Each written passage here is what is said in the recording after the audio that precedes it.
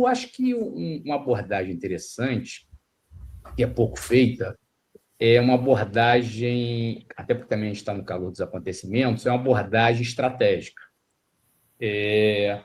Uma coisa é quando você deflagra a guerra e você destrói o teu adversário, você impõe, você faz esse movimento de força para impor uma agenda. Outra coisa é as consequências de uma agenda imposta.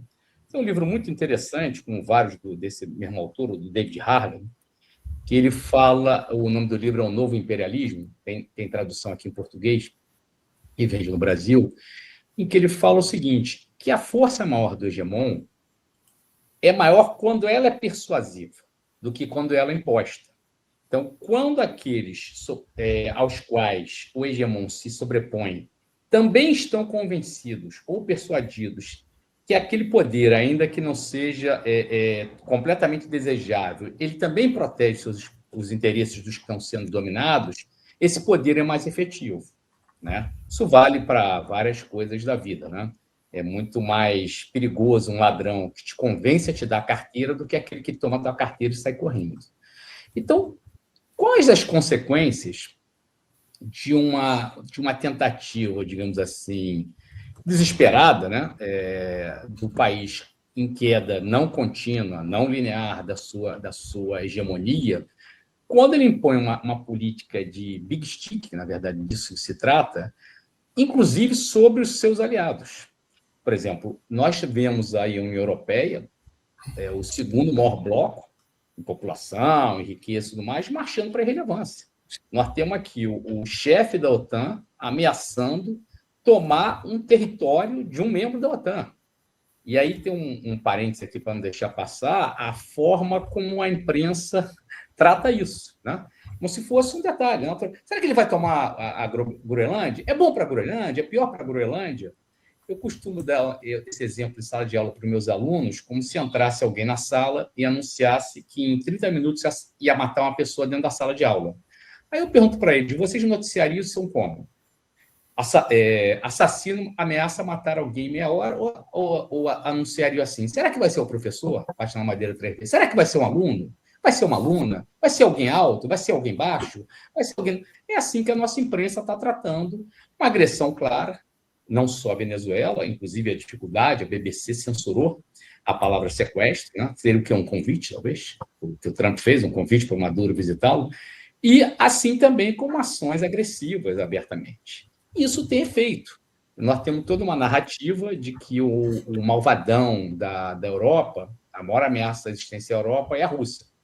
Inclusive, as lideranças dos países que enfrentaram a Rússia, que apoiaram a Rússia, foram fragorosamente derrotados e viram a economia dos seus países piorarem muito, com a humilhação adicional da Alemanha, por exemplo, uma das indústrias mais sofisticadas, que tinha a melhor pauta de valor agregado no comércio exterior, tendo as suas indústrias inviabilizadas no seu próprio país e sendo convidadas pelo seu grande aliado, Trump, inclusive mediante subsídios, para se instalar nos Estados Unidos. Então, eu acho que esse movimento de estratégia, obviamente, a gente vai fazer uma abordagem aqui um tanto quanto especulativa, mas não completamente arbitrária. O Bruno já deu uma arranhada ali quando ele falou da China. A China claramente está se posicionando e olhando o cenário para ver como é que vai se posicionar diante disso. Eu não descarto que a China vai buscar, por exemplo, uma aproximação, uma nova abordagem de aproximação com a União Europeia. Vamos lembrar que há algum tempo, quando Macron ainda tinha um pouquinho mais de independência, ele chegou a sugerir uma força militar própria da Europa, descolar dos Estados Unidos, coisa que não levou adiante, mas que mereceu o interesse da China, que mandou um emissário para conversar sobre isso, entre outras coisas. Então, como vai ser esse movimento? A própria Rússia, porque, veja, se é verdade, ou muito pouco provável, que a China e a Rússia venham a comprar, vamos dizer assim, o barulho da Venezuela aqui, é muito improvável que os dois países fiquem assistindo de braços cruzados o confisco, sequestro de relações de suprimentos que são essenciais para a China. E as relações da China são para os próximos 50 anos. A China não está pensando no mandato do Trump, ela está pensando nos próprios 50 anos. Então, esses movimentos estratégicos que vale a pena a gente pensar, até para não cometer alguns erros de cálculo, no mínimo de precipitação, de pessoas que já estão dando como dado uma divisão tripartite, e que o próximo passo vai ser a China invadir Taiwan. Bom, eu duvido que a China invada Taiwan, porque isso não está no projeto da China. A China só invadiria Taiwan em 3 hipóteses. Uma, instalação de armas nucleares, aí não tem conversa. Segundo, se Taiwan cometesse a imprudência de declarar independência, é uma divisão grande dentro de Taiwan. Inclusive, uma coisa curiosa, né? A maior divisão dentro de Taiwan não é entre pró-Estados Unidos e pró-China, é entre pró-Japão, que inclusive colonizou o país durante o período, quer dizer, essa parte do território chinês, e pró-China. Um setor tem um controle do executivo, o pró-Japão, claro que sendo pró-Japão acaba sendo dócil aos Estados Unidos, e o setor pró-China domina o legislativo. Então, isso mostra uma divisão que não há coesão interna para isso. E a terceira hipótese seria se algum país cliente dos Estados Unidos, sedento em mostrar serviço, como ali sinalizou o Japão, resolvesse se meter num território chinês. Essas seriam as únicas hipóteses. Fora disso, a China está jogando xadrez, a China não está jogando os próximos 3 anos, até porque, com isso, atrapalha o projeto de unificação da China para 2049 e atrapalha outros movimentos básicos, a questão da Rota da Seda e outros projetos. Em relação à Rússia, eu acho que a Rússia está concentrada em consolidar o Estado tampão ali para se proteger de ataques da OTAN e afastar uma ameaça de novas forças hostis na sua fronteira. Então, é um convite que eu faço, eu não tenho uma resposta fechada, mas eu acho talvez mais interessante, sem deixar de lado a questão tática, a questão momentânea, a gente tentar ter algum movimento estratégico das consequências desses movimentos do Trump. Entendendo, só para fechar, que o Trump não sei nem se ele tem vontade, mas ele não tem força nem condições objetivas de sair invadindo vários países. Primeiro que isso vai ter perdas, e o movimento MAGA, me parece, nos Estados Unidos, ser menos submisso aos interesses do seu líder do que, por exemplo, o movimento bolsonarista no Brasil. Aqui, se o Bolsonaro entrar na casa de alguém e arrombar um cofre, pegar, é capaz de um apoiador dele dizer, pô, não sabe quem foi lá em casa, pegou todo o meu dinheiro. No movimento MAGA, não. A gente viu isso no caso Epstein e está vendo várias blogueiros, forças importantes lá dentro, jornalistas reclamando do movimento militar, ao ponto de 5 senadores republicanos, provavelmente ressoando as suas bases, terem votado que o executivo não possa fazer uma intervenção militar sem o apoio do parlamento. Então, esses movimentos, que são movimentos iniciais, eles não indicam todo o percurso que vai se dar aí no médio para o longo prazo, mas acho que eles dão algumas pistas interessantes que talvez a gente pudesse explorar. Luiz Henrique Vieira, que deixa um abraço para o professor Sérgio Souto, em especial. E já passo a palavra para o professor Sérgio dar a continuidade aí sobre o que está sendo dito. Bom, continuando. Bom, retribuir a saudação do Luiz Henrique, foi meu aluno, orientei ele um trabalho bem interessante, mostrando que o mundo evangélico não é só um mundo, a partir do estudo de caso do discurso do Nicolas Ferreira em relação à pele de regulamentação da mídia. Saudar também o Ramiro, que é da Auditoria Cidadã, fazendo um trabalho belíssimo aí com a Maria Lúcia Fatorelli, está sempre prestigiando a gente. Eu acho o seguinte, por exemplo, eu tenho uma luta japonesa chamada, na verdade, uma arte marcial, Aikido, em que ele trabalha com a dialética. Professor Sérgio, desculpa lhe cortar, mas entrou um comentário aqui do Davi Maier, que até tu já te referiste um pouco sobre isso na tua primeira fala, né? Mas se tu puder abordar mais especificamente aí durante essa tua fala agora, essa questão aqui que é que todo mundo pergunta, né? Será que China e Rússia vão ficar parados vendo Trump, como se China e Rússia fossem os defensores do mundo, né? Mas acho que é interessante a gente tocar nesse ponto aqui, né? Desculpa lhe interromper. Tá.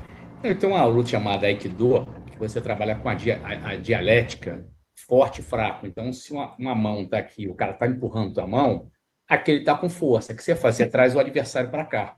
Você usa a própria força contra ele.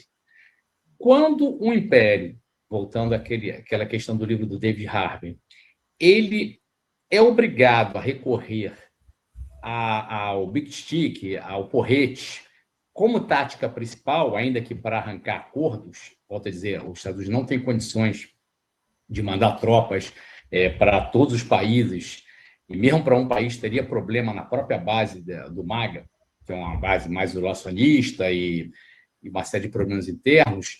Isso significa uma perda de uma questão fundamental também, citando aí outro autor, o Gramsci, que é da luta na sociedade civil, quer dizer, é um sintoma de perda da hegemonia cultural e ideológica dos Estados Unidos.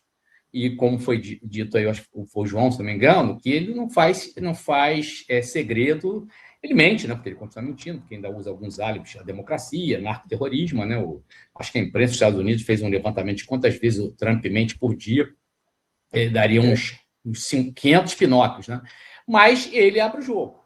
Então, isso vai deixando uma certa defensiva e um certo afastamento, setores que tradicionalmente teriam encantamento pela Hollywood, pelo American Way of Life, essas coisas todas. Então, isso abre um espaço gigante para acordos. Entende? O que vai se dar à resistência à política dos Estados Unidos, primeiro, é uma confusão muito comum na vida pessoal e que na vida política ela é fatal, que é confundir quem pode muito com quem pode tudo. Todo mundo que podia muito acreditou que podia tudo, tomou tombos gigantescos. A gente conhece vários personagens da política, vários personagens da vida pública e países também. Obviamente, os Estados Unidos não pode tudo. E uma coisa que os Estados Unidos não podem é sair taxando. Primeiro, que isso é um absurdo, né? Só a nossa imprensa que trata como os Estados Unidos vão taxar aqui o Brasil, se fizer negócio, como se o Estado não tivesse alguma coisa a ver com a nossa legislação, tivesse alguma coisa a ver com a legislação indiana. Quem trata do interesse das nações são as próprias nações. Então, os Estados Unidos não têm condições, efetivamente, de manter essas tarifas, pelo menos para um conjunto de países que eles estão falando. Vou dar um exemplo prático. Os Estados Unidos ameaçaram taxar a Índia se a Índia continuasse fazendo negócios com a Rússia.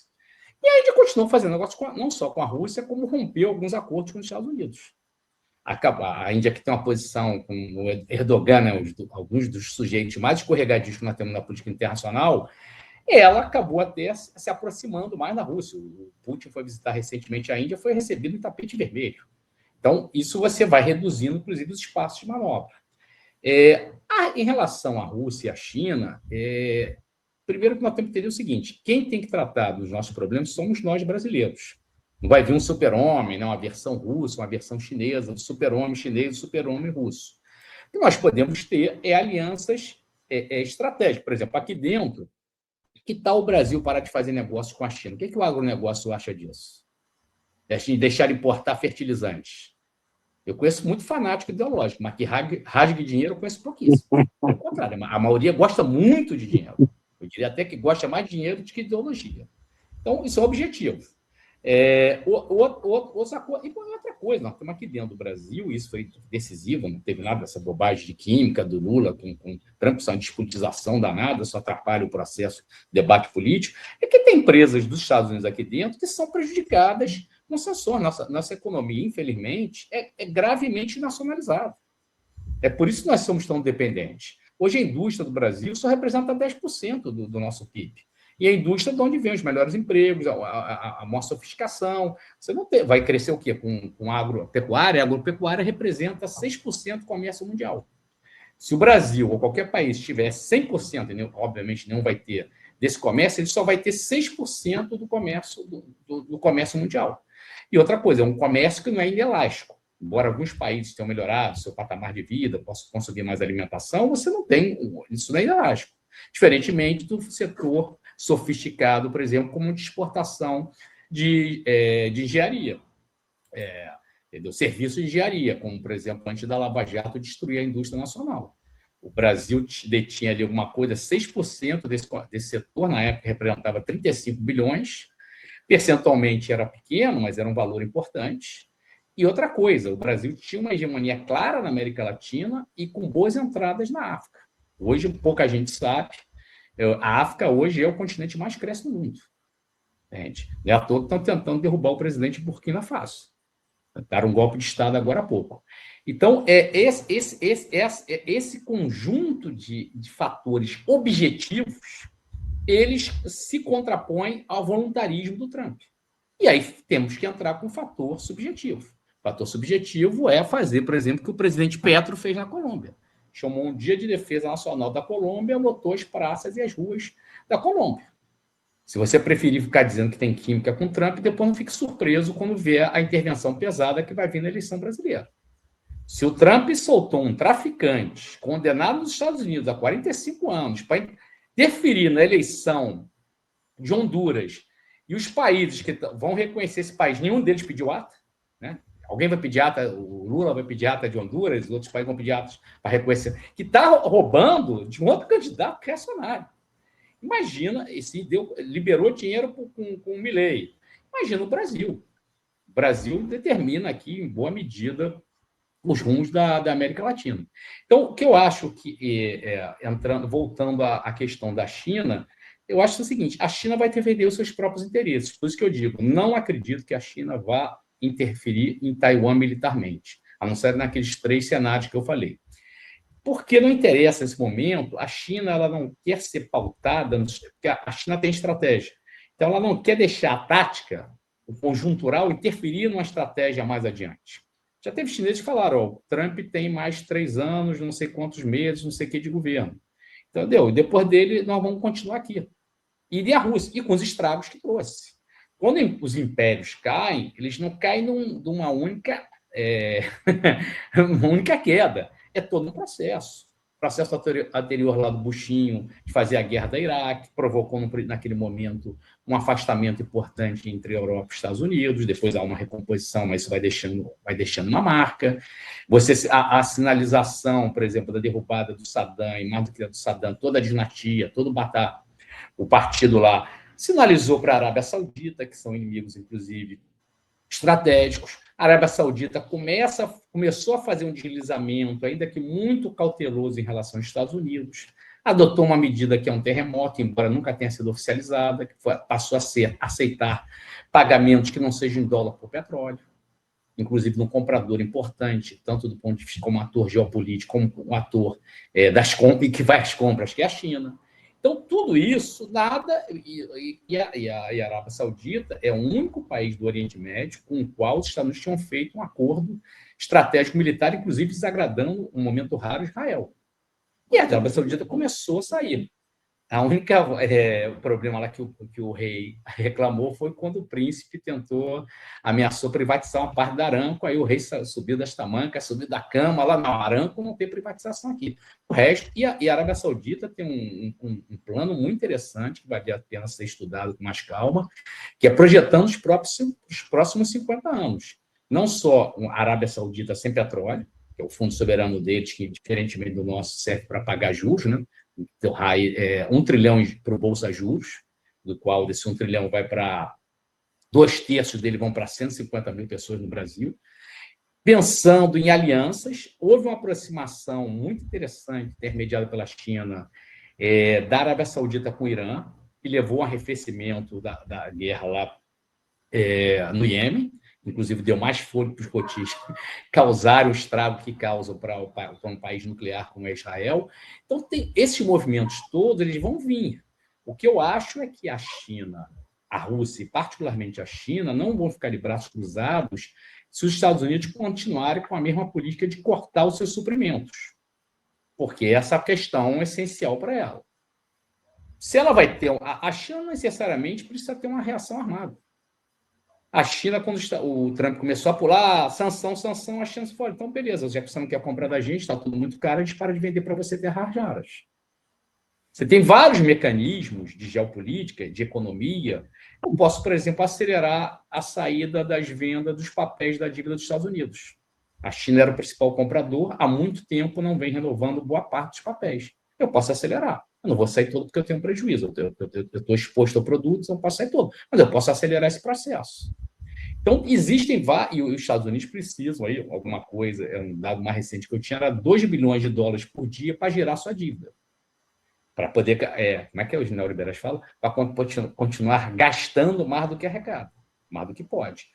O segundo comprador é o Japão. O Japão também deu uma reduzida discreta, mas deu. Pensa o seguinte, se você é um grande player, independentemente de política, você não tem nem posição política, e você vê um confisco das reservas em dólar, da principal potência nuclear como é a Rússia, você continuaria aplicando o seu dinheiro nos Estados Unidos? Como é que fala? A segurança jurídica? Entendeu? Então, esses movimentos todos, eles são vistos. Você é um grande sheik árabe. Por exemplo, expropriaram lá o cara do Chelsea, Abramovich. Tomaram na mão grande o clube dele. Quais outros grandes sheiks, os outros que não podem ver isso com uma certa cautela? Entendeu? Então, esses movimentos todos que os Estados Unidos estão fazendo, que eu volto a dizer, são movimentos de desespero, mas que têm consequência, porque os Estados Unidos não é um tigre de papel, não, é um animal que ainda tem força, não tem a mesma força que ele tinha antes, foi o que eu falo. Ele pode muito, mas não pode tudo. Só que tudo isso tem consequência. Na política internacional, às vezes é uma coisa curiosa, a maior consequência que se dá quando você faz um movimento brusco não é em relação aos seus inimigos, é em relação aos seus aliados. Seus aliados começam a te olhar diferente. Vamos lembrar que um dos países que tentavam ser mais independentes em relação aos Estados Unidos na Guerra Fria, por exemplo, era a França. O De Gaulle fez questão, mesmo tendo guarda-chuva nuclear dos Estados Unidos, de desenvolver sua própria bomba nuclear. E aí, na coletiva, muito curiosa, um repórter perguntou: eu sou desenvolver uma bomba nuclear, capacidade para desenvolver uma bomba nuclear, os Estados Unidos e a União Soviética juntos têm condições de destruir a Terra, sei lá, 5, 6, 7 vezes. O De Gaulle, vamos reconhecer que não era o Macron, respondeu: mas eu acho que uma vez só basta, né?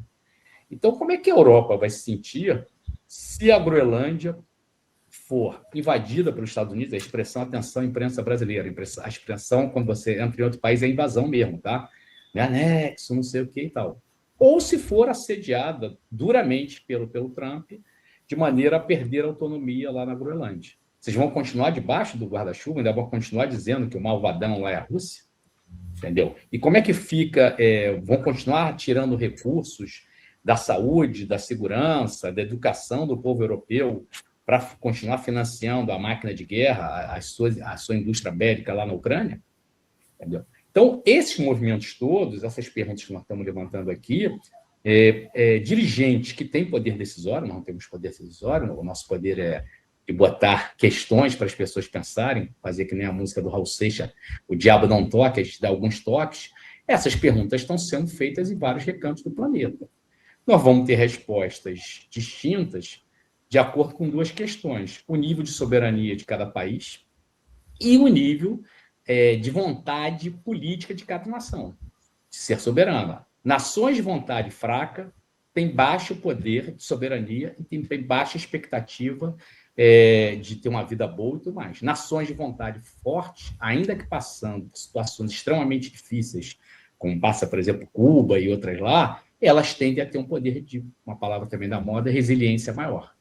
Então, eu acho que esses movimentos eles estão em desenvolvimento e ainda não tem uma resposta completamente feita. Só um negócio, uma pergunta para o Bruno, para a próxima fala: se essas mobilizações estão havendo dentro do Irã, não podem ser também servir de movimento diversionista para um eventual novo ataque de Israel, e, ao mesmo tempo, dialeticamente, um novo ataque de Israel talvez servisse para unir a parte da população que não está pautada por setores alienígenas, estrangeiros, em torno do governo, que hoje deu uma demonstração de força importante.